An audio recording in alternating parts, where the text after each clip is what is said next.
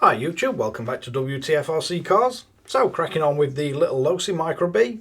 We've got the GPM servo mount. This one is LMB024-B because it's blue.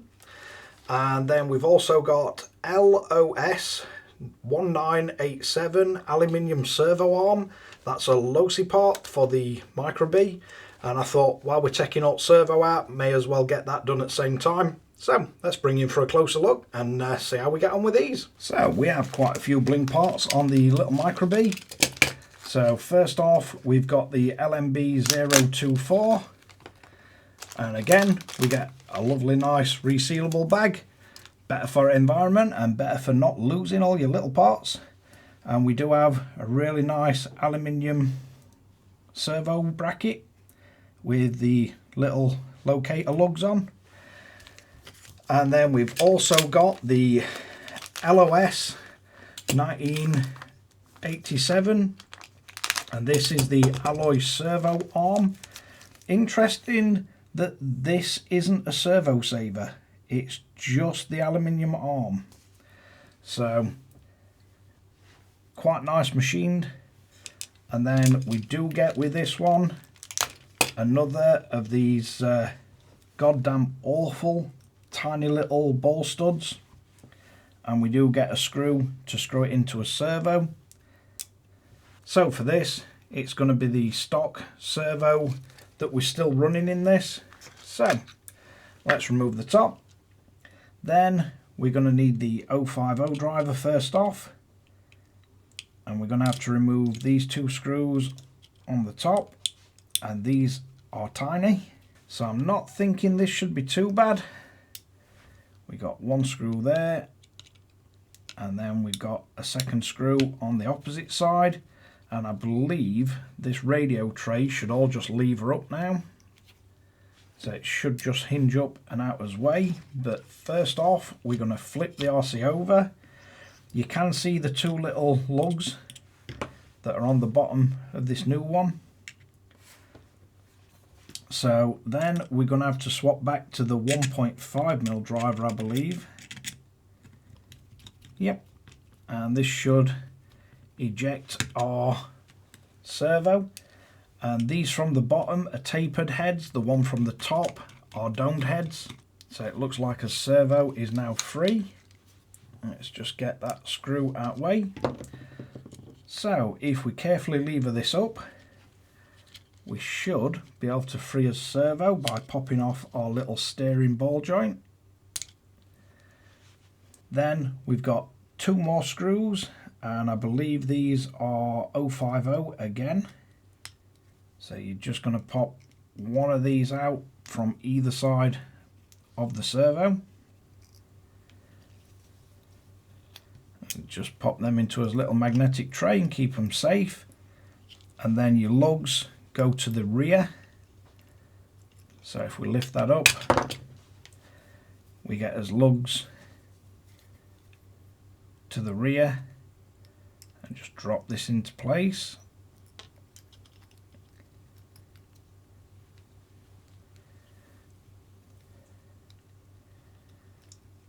Then we're going to have to get a tiny little screw.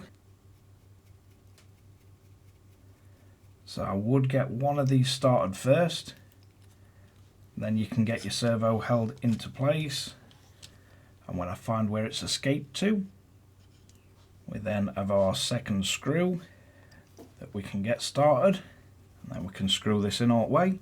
Again, as with all these tiny little screws, don't over tighten these because you will strip threads. And then I'm just going to take this opportunity to line up the little axial sticker, because I believe, yeah, these are the axial AS1 servos. I get that sticker on a bit straighter than it was. Then we're going to be looking at the servo saver and the servo. So for this, let's see what size screw we are. So it looks like we're on a 1.5mm. So if you get this perfectly straight and then start to undo the screw that holds the spring down,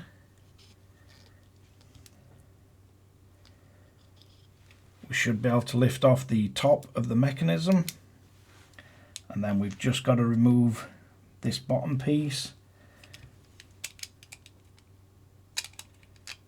You should just be able to get a blade under it and try and keep it as straight as possible,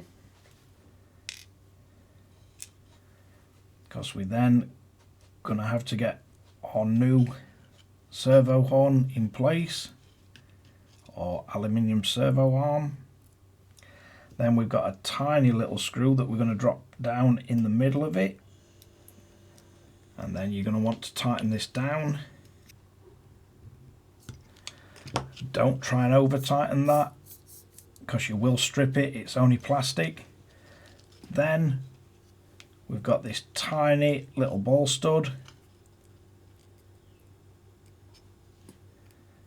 that we're going to have to screw into the end.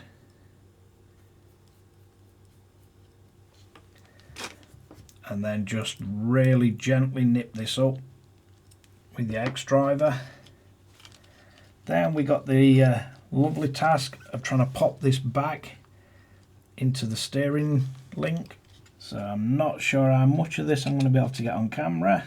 So if you shake this around and then get it trapped in that little gap, you should then be able to push against the actual arm and pop it back on. So let's see if I can do that. Yep, and you can get it clipped back in. Then we can line it up with our little retaining holes at the bottom. Hold it with your finger, then get the tapered edge screws, and again we're switching back to the 1.5mm.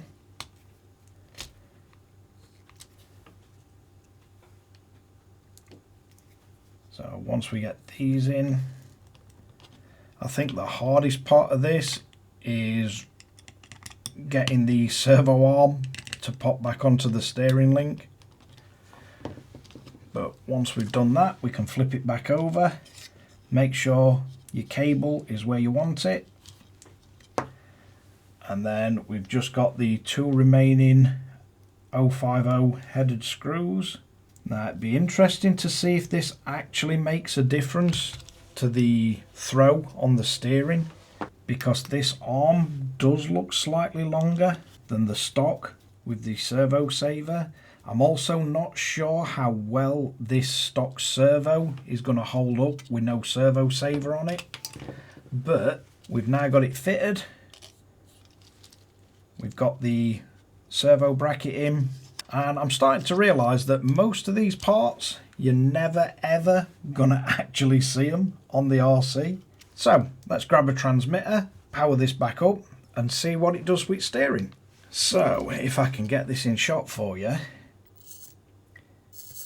it does look like we've got a good bit of travel either way, and this only just clearing the shock springs.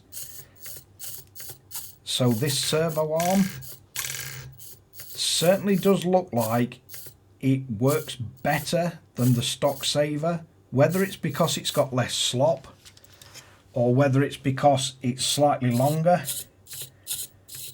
But that seems a lot more positive steering, and it definitely seems to be steering the same in either direction.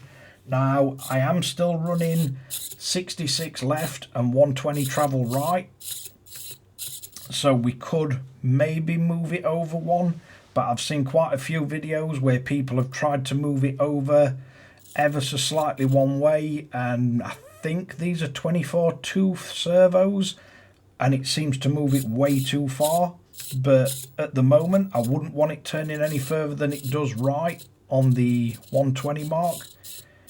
It doesn't feel like anything's stressing, and it does give good travel.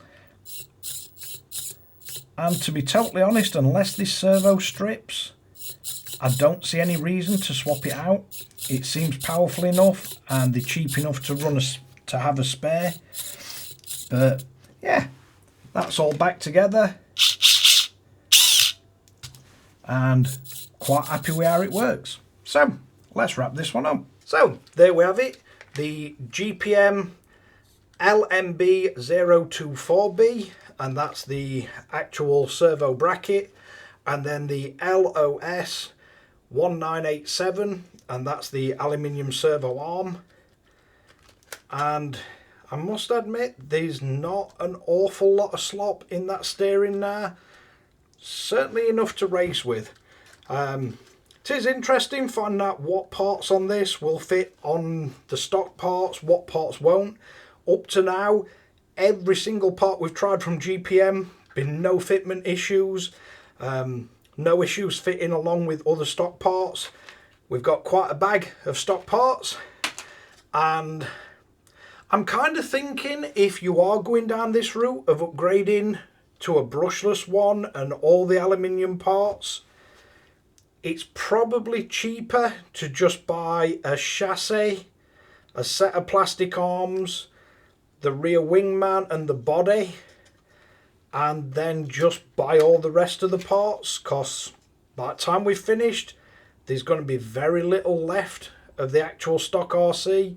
Maybe these plastic bars, the plastic arms, and the plastic wing mount, the body and the wing. Might have the lever for the battery, but yeah, up to now, really impressed with how this has gone together. All the parts fit, no issues what I've seen so far. But yeah, thanks again for watching WTF Rc Cars. Don't forget to like and subscribe, hit the notification bell, and if you want to see what else we fasten to this thing, catch you guys again in the next one.